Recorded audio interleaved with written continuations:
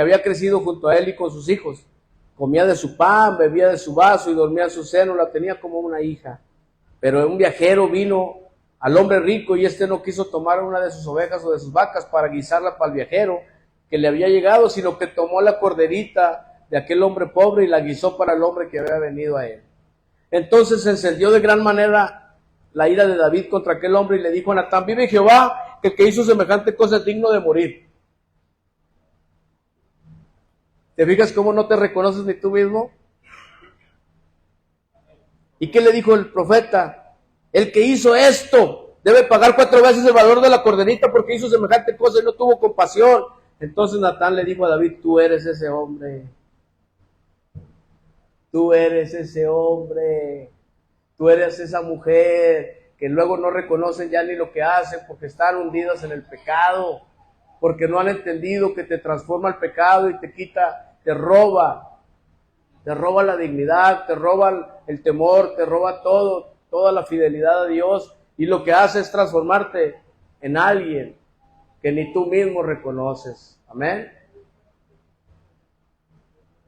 Amén, amén. Amén. Y cuando vives oculto y con secretos, dejas de ser tú mismo. Te transformas en alguien que tú mismo no sabes ni quién eres. Qué importante es, hermano, que bueno, pues David se arrepintió, ¿verdad? Confesó su pecado, inició la restauración de Dios en su vida y dejó de fingir, dejó de andar como que no sabía nada. ¿Cuántos andan así, verdad? Que tiran la piedra y esconden la mano. Como que no haces nada, pero tienes toda la vajilla rota, hermano. Y tú piensas que nadie sabe, pues eso es Matamoros. Pueblo chico, infierno grande. Aquí tú preguntas, es más, una vez creo que le pasó algo mudo, por chismoso. Andaba de chismoso el mudo y le creo que le dieron sus nalgadas. Imagínate. Aquí, si quieres que se sepa algo, vente a vivir a Matamoros. Dios no te expone para humillarte, hermano, sino que nos saca la luz para sanar y salvar nuestras vidas. Amén. Nuestros corazones y restaurar nuestras vidas como la mujer adúltera. Juan 8, del 1 en adelante. Cuando yo veo la palabra de Dios y veo cómo llegó la adúltera, la llevaban ahí los fariseos para apedrearla y matarla. Cuando venía Jesús del Monte de los Olivos, muy de mañana volvió al templo y todo el pueblo venía a él. Y él enseñaba, y entonces los escribas y los fariseos le trajeron a una mujer sorprendida en adulterio. Y poniéndola en medio le dijeron al maestro, pero era para tentarlo. ¿Por qué? Porque ellos querían que se equivocara Jesús, para apedrear a la mujer y a Jesús junto con ella. Los religiosos, clásicos religiosos, fariseos, esos que, sí, que escupen para arriba, ya sabes cómo, ¿no? Sí. Cuando escupes para arriba, ¿qué va a pasar? Te va a caer. Y entonces, ¿qué sucede? La llevaron a la mujer y le dijeron: maestro, esta mujer ha sido sorprendida en el acto del adulterio. Ahora bien, la ley de Moisés nos mandó a apedrear a las tales. Tú pues, ¿qué dices? Eso decía para probarlo, para tener con qué acusarlo, pero Jesús, inclinado en el suelo, escribía en la tierra con el dedo. Pero como insistieron en preguntarle, él se enderezó y le dijo: es el de vosotros que esté sin pecado, que sea el primero en arrojar una piedra contra ella. El que sea libre de pecado, que tire la primera piedra. ¿Verdad? Al inclinarse hacia abajo otra vez escribía en tierra, pero cuando lo oyeron salían uno por uno, comenzando por los más viejos. Solo quedaron Jesús y la mujer que estaba en medio. Pues varios de los fariseos tal vez eran clientes, hombre, de ella, pero se hacía que la Virgen les hablaba. Esa es la realidad. ¿Cuántas veces no estás aquí envuelto en pecado y te asustas y tú mismo estás envuelto en esa miseria del pecado que está prevaleciendo en tu ciudad, en tu cuadra, en tu casa, en tu familia? Tú mismo eres partícipe de esas cosas.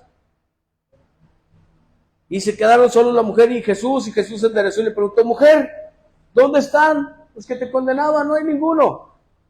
Y ella le dijo, ninguno, Señor. Entonces Jesús le dijo, ni yo te condeno, vete. Pero le dijo bien claro, y no peques más. Ahí está la frase, la de los 54B. No peques más. Amén. Vete y no peques más, yo no te condeno. ¿Sabes, amado hermano, qué importante es el hecho de que cuando tú callas, no sanas? Lo que tienes que hacer luego cuando la riegues es, Padre, reconozco mi pecado, Señor, yo sé que te he ofendido, Padre. Ayúdame, Señor, yo necesito de tu misericordia porque a la verdad soy un pecador. Y aunque yo no quiero, mi carne es débil y cedo. Quita de mí, Señor, mis ojos de pecar, quita mis oídos, mis labios, mis manos. Ayúdame a no hacer lo que no quiero hacer, Padre. Hice esto, hice aquello, pensé que esto, pensé lo otro. Y pides perdón, te arrepientes, te levantas, te restaura Jesús y ya no lo haces.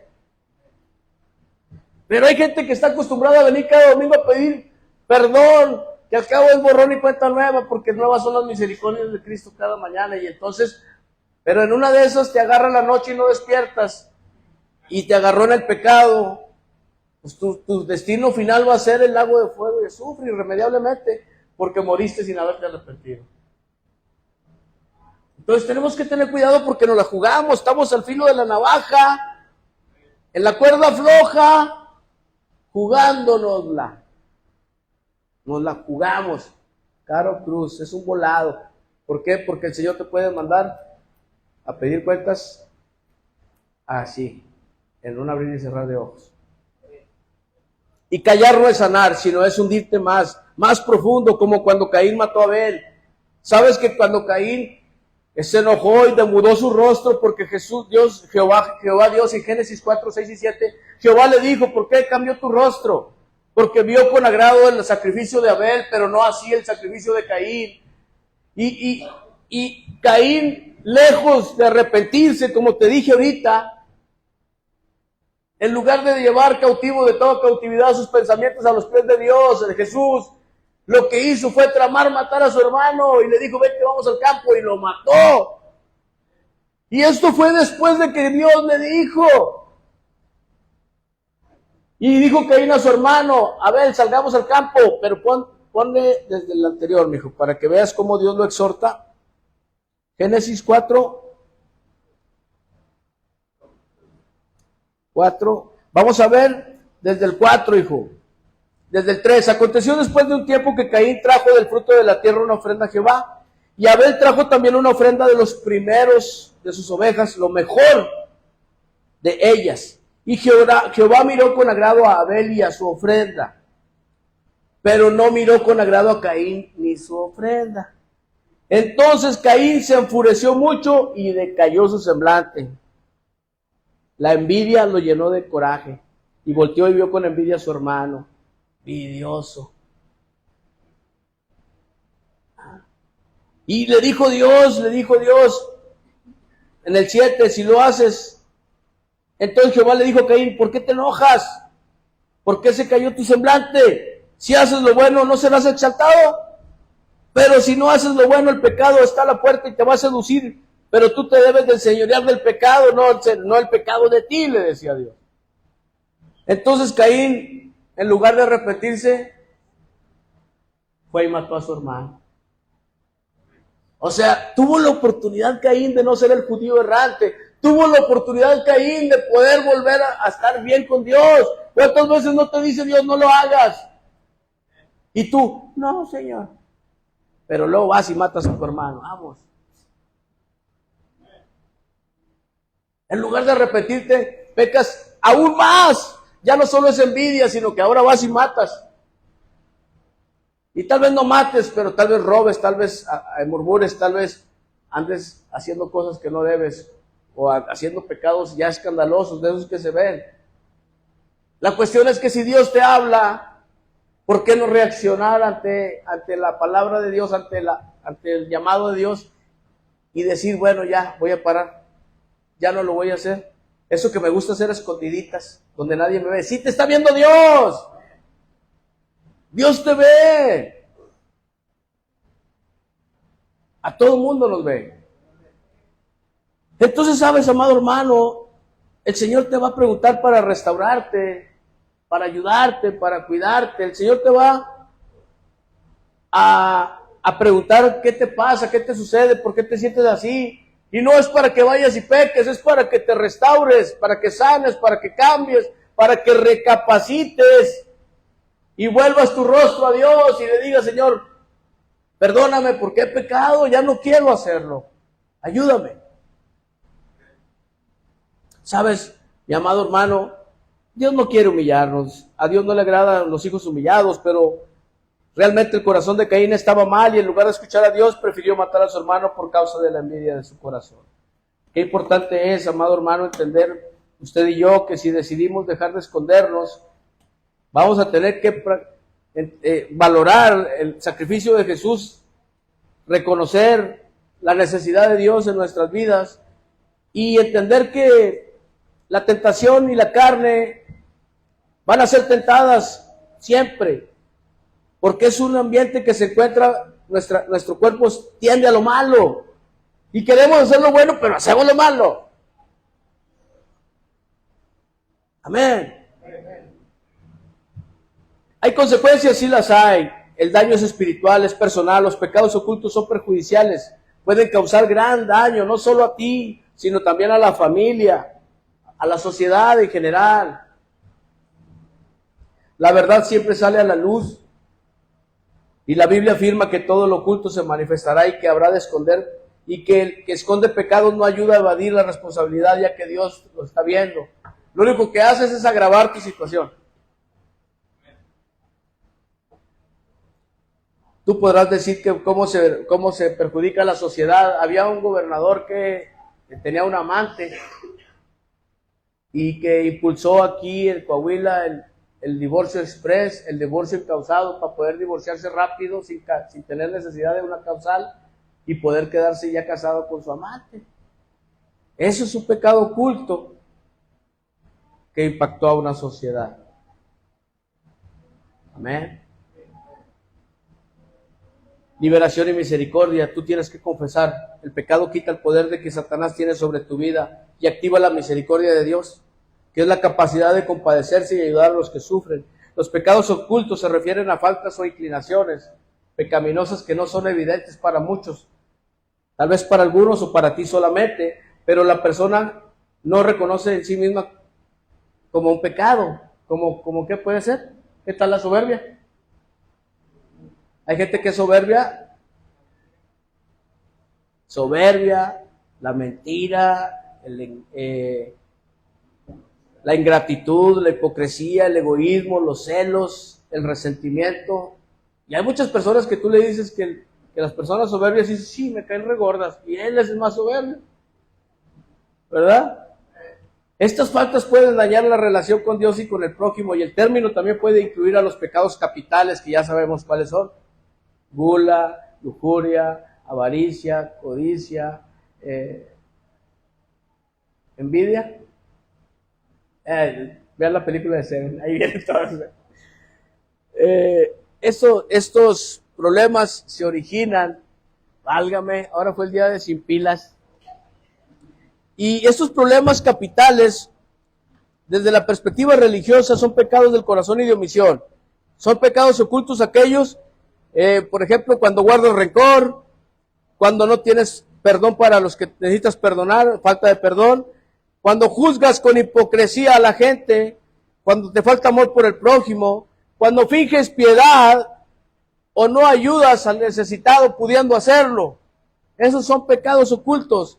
Los pecados capitales: la soberbia, que es el orgullo; la avaricia, que es la codicia. Gracias, mijo.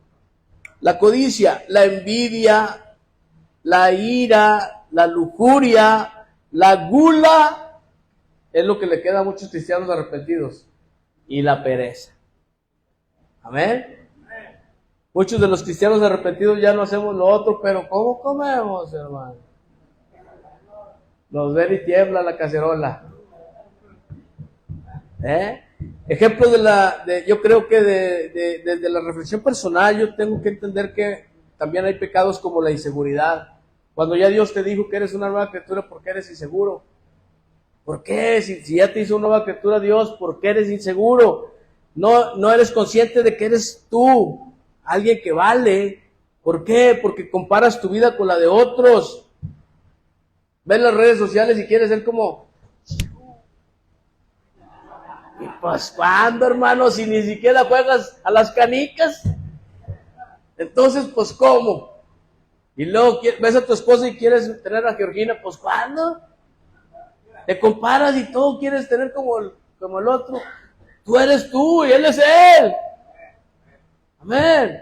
Entonces, pues, yo creo que es importante que entiendas que dice mi hijo el mayor, le gusta mucho esa frase, que eres lo que, mereces lo que eres o algo así, o tienes lo que mereces, algo así. Bueno, dijo el chavo, eso.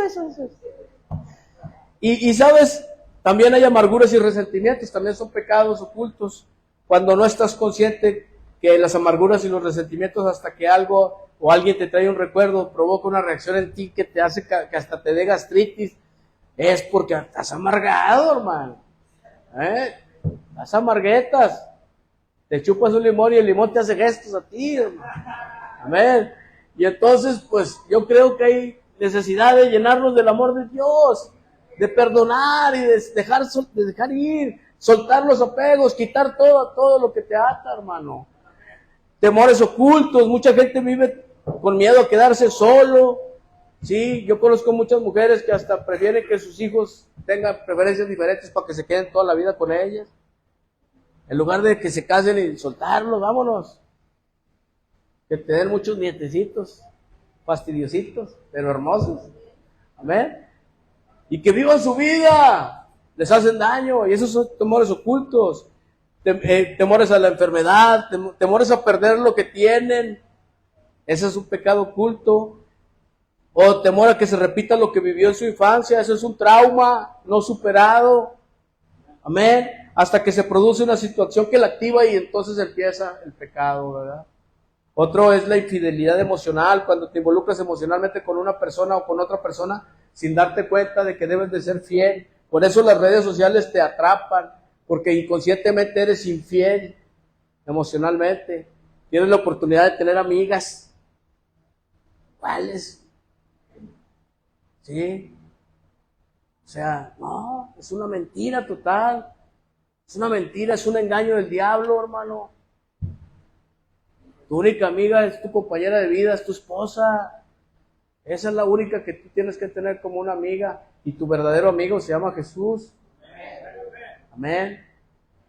Tienes que aprender a valorar lo que Dios te ha dado y aprender a amar lo que Dios te ha dado. Y saber que es lo más importante que tienes. No hay cosa más importante que esta, hermano. Yo te invito a que entendamos, mira, que si tú no decides hoy, si tú decides hoy seguir con tu vida de pecado, dice 1 de Juan 3, 8 al 10, va a venir consecuencia a tu vida. Hay consecuencias de pecar, aunque sean ocultos, nadie lo sabe Dios. Y si lo sabe Dios, pues ya lo supo todo, ¿no? ¿Ah? 1 de Juan 3, 8 al 10 dice que el que practica el pecado, ¿quién lo dice? Lo dice la Biblia, no lo dice Alfredo. El que practica el pecado es del diablo. Amén. Sí, porque el diablo peca desde el principio. Para esto apareció el Hijo de Dios, para deshacer las obras del diablo. Amén. Dale. Todo aquel que es nacido de Dios. ¿Cuántos nacieron de Dios nuevamente? No practican el pecado. Puede que caigas por una casualidad o por un error, porque dice la palabra 7 veces caerá el justo. Pero el justo no cae, ay, arriba de las caguamas, no. Ay, me tropecé con una piedra. No, mira. Déjame la fumo. No. Ay, disculpe señorita, me caí arriba de usted. Mira. El justo sabe que cae por error cuando dice algo que no debe, o cuando se enojó y se airó y pecó. Esos son los pecados del justo, que de repente no controlas tu carácter y tu dominio propio se hace de agua, y ya caíste en un error y dijiste algo que no debías, o cometiste una acción o una omisión. Pero de ahí a practicar el pecado como deporte, como lo hacíamos antes nosotros, no, porque el que ama a Dios, el que nace de Dios, aborrece el pecado. Lo aborrece con odio jarocho, como el ratón Crispín. Y dice que aquel que es nacido de Dios no practica el pecado porque la simiente de Dios permanece en él y no puede pecar porque es nacido de Dios. Amén. Así que, amado hermano, qué importante es que entendamos de quién eres, a quién le perteneces. Bueno, pues pórtate como un hijo de Dios. Amén. Juan 8:34 dice que todo aquel que hace pecado, además no solamente es hijo del diablo, sino que también es esclavo de Satanás. Es esclavo del mismo pecado. El pecado que tú cometes, ese es el pecado que te ata. Yo viví muchos años, 16 años atado al pecado. Y eran varios los que me gustaban hacer. Lo practicaba como hobby, hermano. Ya hasta esperaba el día que tenía que salirme para regresar hasta el día que tenía que regresar. ¿O cuántos no preparaban su cama ranchera para ir a pecar? Yo esperaba y hasta juntaba un monchecito para ir a pecar a gusto. Porque a mí no me gustaba andar de lamparoso, hermano. Me gustaba pecar, pero de veras. ¿Sí? Entonces, Jesús les respondió, de cierto digo que todo aquel que hace pecado, esclavo del pecado es. Amén. Mi amado hermano, ¿cómo puedo yo quitar de mi vida esta manera de hacer las cosas mal? Esos pecados ocultos. Número 1, confiésalo. Confiesa tu pecado y arrepiéntete. No lo vuelvas a hacer. Dile al pecado que esté muy sabroso que ya no. ¿Sabes qué? Lo siento, pero ya no. Ya no puedo, le pertenezco al Señor. Y lo amo más a Dios que a ti, pecado. Cualquiera que sea, el nombre que tenga. Amén. Y número 2, vive en el Espíritu. Romanos 1:1 y 5 y 6. Romanos 1:1 y 1, 5 y 6. Romanos. Pablo, siervo de Jesús, llamado a ser apóstol para el Evangelio de Jesús. ¿Cuántos están apartados? Llamado para ser apóstol, ¿y qué? ¿Fue llamado para qué? Para que fuera apartado. Imagínense, vengan, los 4 de volada, pónganse aquí, de volada, aquí súbanse. Están los 4 y están en la esquina, como estaban en la esquina cuando estaban ahí, que pasa toque y roll y al bolsazo, luego viene el otro. Pero de repente dice el Señor, no, voy a llamar a Martín, que es el que trae la Biblia, los otros no traen Biblia. Y lo voy a apartar. Chusma. Chusma. Y lo aparta para su servicio. Pero luego hay unos que salen de la casa y ¿qué hacen? No, señor, le dice Dios, espérate, yo te aparté. No, señor, los voy a salvar. Y Dios te tiene así, déjame los salvo, Señor, voy a hablarles a mis compas. Ya cuando acuerdas, ya estás allá bolseando de nuevo. Sí. Pudiendo traer la bolsa, pero del dinero, mensos. ¿Verdad? Se les duerme. Y eso que son los más listos. Pero entonces Dios, ¿qué hace? Te aparta. ¿Cuántos de aquí sienten que Dios los apartó? Entonces quédate. Te aseguro que muchos de tus amigos ya o están muertos o enfermos o desaparecidos o ya, y no dejaron ni rastro ni huella de su legado. Cuando tú puedes dejar un legado de vida, no de muerte. Yo siempre les he dicho a mi familia, le digo que por qué hacemos lo que hacemos, por qué a veces hasta las 11, 12 de la noche apenas andamos llegando a la casa, porque quiero dejar un legado de vida. Porque mi anhelo de mi corazón es que agregarles valor a la vida de los muchachos. ¿Para qué? Para que ellos sean las personas que tengan valor. ¿Sí? Ese es el verdadero éxito, el lograr que las personas adquieran valor. Amén, en sus vidas. Porque dinero cualquiera lo puede hacer. Bienes materiales cualquiera lo puede hacer, pero que alguien le agregue valor a su vida, no cualquiera lo hace. Amén. que sean dignificados, que sean vistos de nuevo como personas, no como unos delincuentes o como unos adictos, como gente de bien. Gracias, mis hijos. ¿Sabes?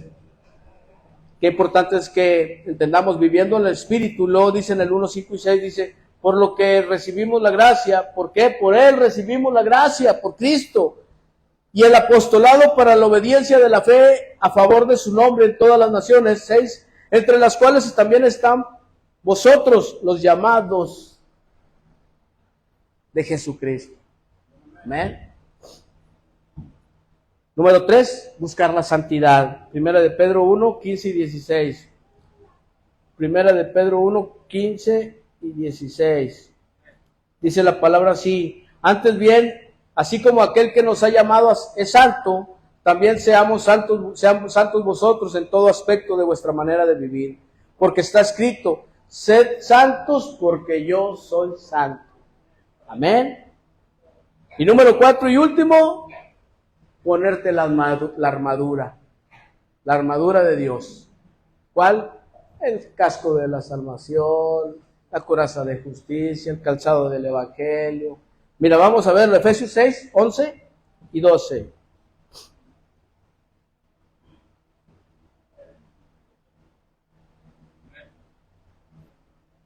Dice la palabra de sí, vestidos de toda la armadura de Dios, para poder hacer frente a las estrategias o las intrigas de Satanás, a las acechanzas.